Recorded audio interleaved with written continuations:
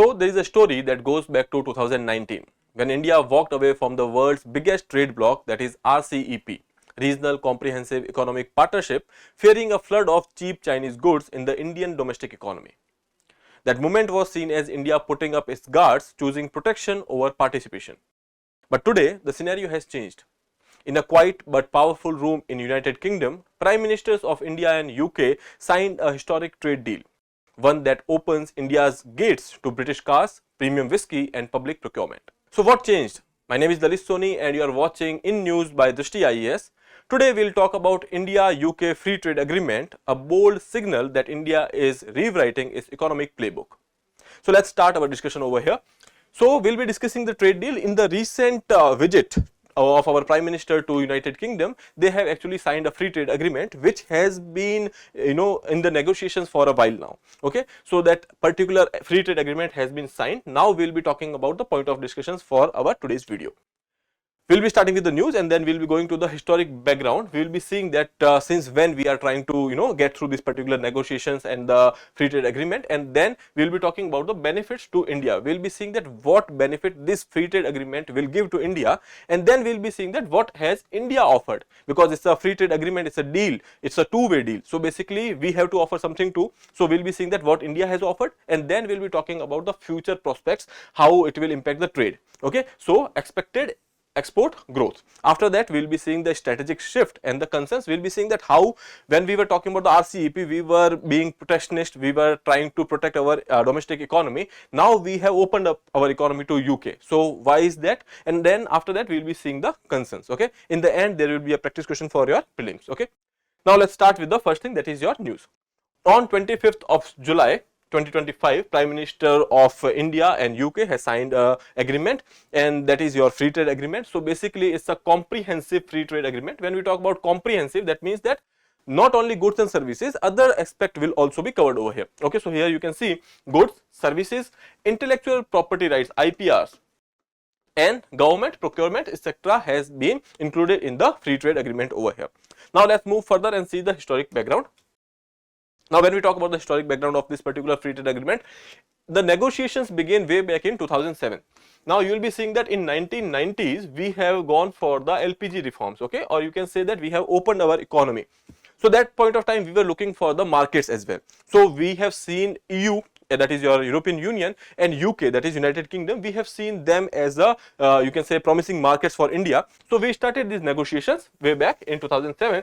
After that, you know that there was this Brexit has happened and Britain came out of European Union, and after that we have started these negotiations again, and we have given a deadline. Then by 2022 we'll be going to sign this particular agreement, but because of various headwinds we could not. Now we have finalized the agreement and we'll be seeing that what has happened in the agreement and what are the provisions and what will be the future aspects. Okay, so the deal mark a shift in India's trade policy post RCEP. I have already told you in 2019 we have withdrawn, or we have decided to stay away from the RCEP. Okay, so that is because we wanted to protect the domestic economy. Okay, so that is why we have restrained ourselves from being part of the RCEP, because China was one member in the RCEP, and we were fearing that they will flood our market with the cheap products which China is manufacturing.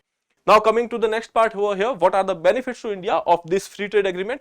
So when we talk about free trade agreement, the word free trade is a misnomer.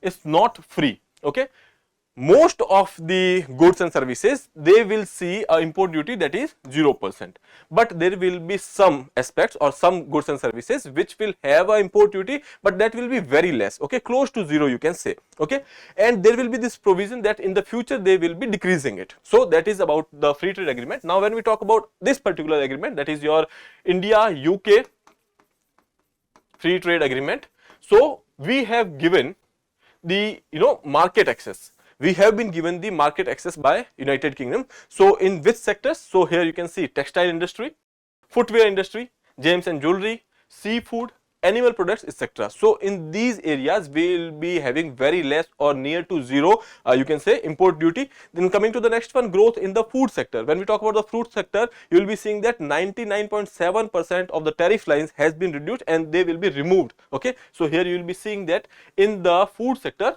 most of or nearly 99.7% of the articles will be seeing a duty removal. After that, earlier duties were as high as 70%. Earlier it was nearly around 70% and now it will be near to 0%. Okay, so that is about your these two particular sectors. Now what India has offered, obviously we are getting access to the UK's market, which was the objective. As I told you that after the LPG reforms we were looking at the market, so we have got the market access, but in return what we have promised. So here you can see we have also we can say reduced the tariffs, or we have removed the tariffs as well. So opened high tariff sectors like automobiles and aerospace, electric machinery sector. So in the automobile you will be seeing that the duty will be reduced from 110% to 10% only. When we talk about the aerospace components, we have removed the duty. Then coming to the electric machinery, so we have also, you can say, reduced the duty over here as well. So these are the areas where we are reducing our duties. Coming to the next one, relaxation on the alcohol tariffs. Okay, so here when we talk about the premium whiskey, brandy, rum, etc., so we will be seeing the reduction in the tariffs over here as well. Okay, this data is not very much important because this is sector specific, so you can leave this part, but this is important for you. Okay, now coming to the next part, what else we have offered? So here, access to public procurement. When we talk about the government schemes etc., or the government administration, they go for the procurement. Okay, so let's say if there is a, for example, there is a scheme which is related to the solar energy. For solar energy you will be requiring the solar panels. Now government is not manufacturing the panels, so what government does is that they procure the panels. So for that they come up with the tender. When they come up with the tender, so manufacturers apply for it, and the one who gets the tender, they will be government will be procuring the articles from that particular manufacturer.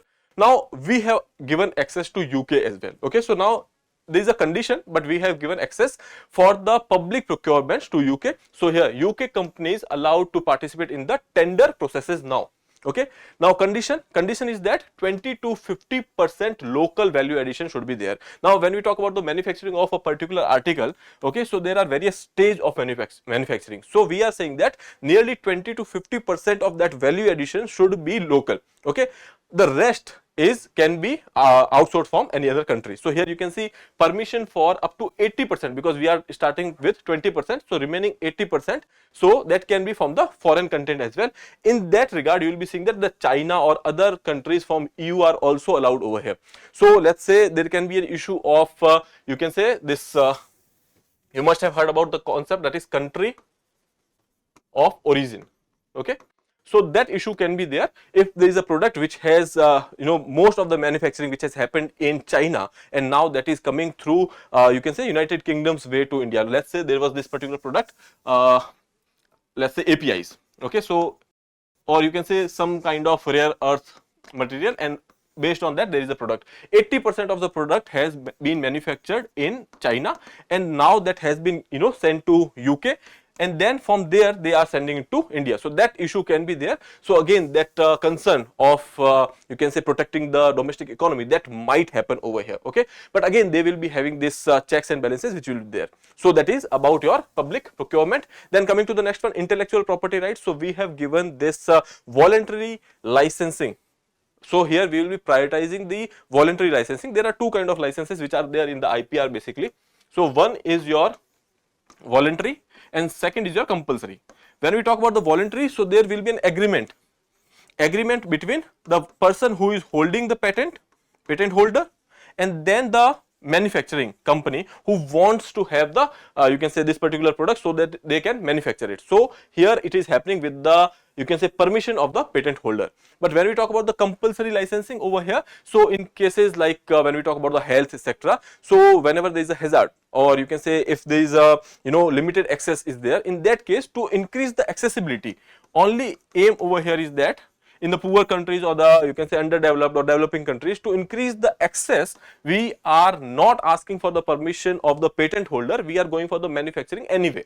Okay, in that case it is compulsory licensing, but in this FTA we are going for the voluntary licensing. Okay, so up to 3 years we will not be using the you can say information or you can say working information of the product. After that, that can be done. Okay, so this is about your you can say the part of the trades which India has offered. Okay, now coming to the next part, that is Expected export growth, because we are saying that this particular FTA we have been trying for a long time now, so there are future aspects as well. So we are saying that because of this there might be increase in the export, and if exports are increasing, that means that inherently we are increasing the manufacturing in our country. Okay, how that will help? So let's see, we are saying that we have been given the access to UK's market to, let's say, textile industry.